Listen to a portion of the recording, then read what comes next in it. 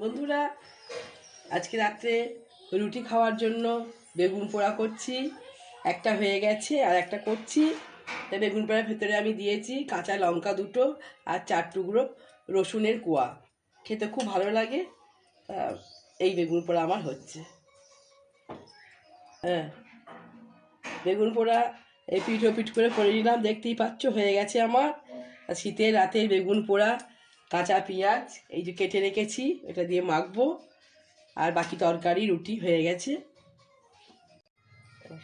এরপর দিচ্ছি এতে নুন আমি রাখলাম, আর কাঁচা সর্ষের তেল, একটু তেল বেশি দিলে ভালো লাগে।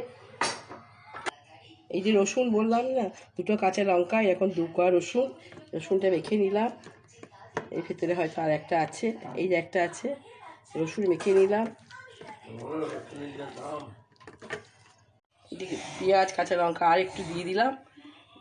এই হলো আজকে বেগুন পোড়া আমার রেডি হয়ে গেল। এই হচ্ছে রাত্রের ডিনার। বন্ধুরা, এই হচ্ছে আজকে আমাদের রাত্রের ডিনার। খেতে দেওয়া শুরু করেছি।